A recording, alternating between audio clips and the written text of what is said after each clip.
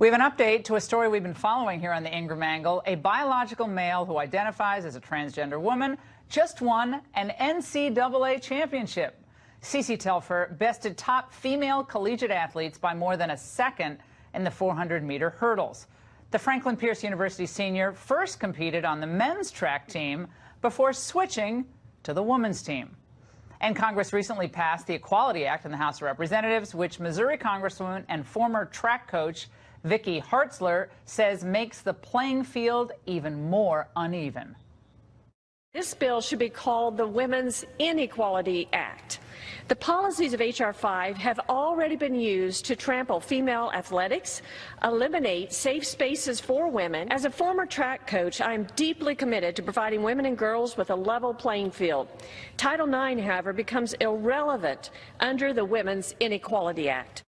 Joining me now is Dawn Ennis, managing editor of Outsports, and Emily Gao, who is the director of Richard and Helen DeVos Center for Religion and Civil Society at the Heritage Foundation.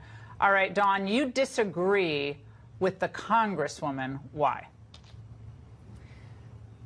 All transgender people who identify as women are women. Trans women are women. This is not trying to make a policy change. This is about discrimination. You're trying to legalize discrimination. I don't understand how that could be possibly something you'd support. How does this translate as discrimination? I played 3 sports in high school, did pretty well. But I say the story a lot. We played field hockey, and we played an exhibition game against the boys' junior varsity team. We were the #1 team in the state. Congratulations. I think they beat us like 8-1, Emily. And it just like was frustrating, but they were just a lot faster. They were a lot stronger, and they could move the ball down the field. And we were really good. It's frustrating, but that was just the way it was. But they were men. They were born biological men, and they were playing as boys. But is this? It's just about equality. Like trans athletes want equality, Emily, and big deal. Well, all human beings have dignity and should be treated with respect. But sport should be based on fairness, and fairness in sport should be based on physical realities. And the physical reality is that men are stronger and faster than women. Men have testosterone levels that are much higher than women. And so that's why we have separations in sports based on physical realities like age and sex. Last week we told you about Mary Gregory, who's a transgender powerlifter who stoked a lot of controversy after she shattered weightlifting records. Well, recently, a British rapper made this point to prove that males do have an advantage. He tweeted, "I keep hearing how biological men don't have any physical strength advantage over women in 2019, so watch me destroy the British women's deadlift record without trying." Well, and as promised, this is the video. Watch. Yeah, he's 528 pounds, and he lifts it without really trying. Here we go. All right, man, it's up and down. So, Dawn, what's your reaction to that? I mean, you can't deny that just the physical makeup of someone born a man, whether you've taken hormones or haven't taken hormones or just feel like you're a woman, your body is a different body. And your strength is not necessarily compromised by taking hormones just because of the actual physical structure of the body, the size of your lung capacity, your heart capacity. Those are just biological differences that really can't be altered at all by some of the transition that people go through. Well, I'm sorry to tell you, Laura, that actually it does change.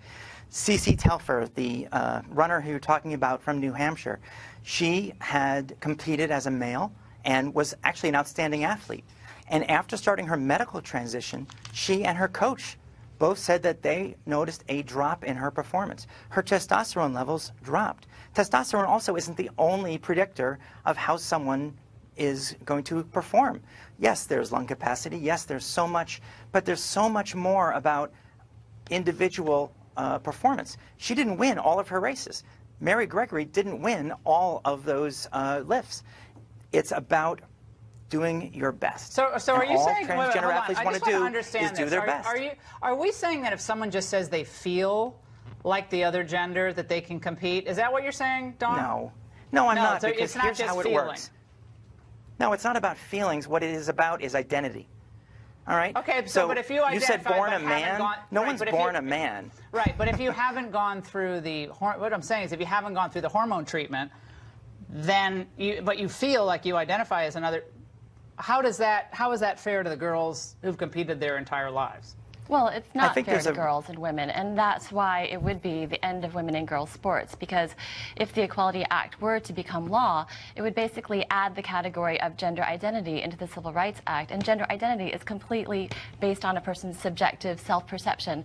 There's no requirement of any physical measurement of anything, including testosterone. So it would completely be the end of women and girls sports, which is why Mrs. Hartzler was absolutely correct, that this would erase women's sports. Well, we also could have trans games. Some people are advocating for that, but a lot of trans athletes don't want trans games. They want to be in the games with the people they identify with. Fascinating conversation, They guys. want to Thank perform. you so. Yeah, they want to perform and where they want to perform. But girls, a lot of girls and a lot of feminists are up in arms about this, and I think we're going to have an interesting debate going forward about how this ends up. I have no idea. All right, guys, thanks so much. Laura.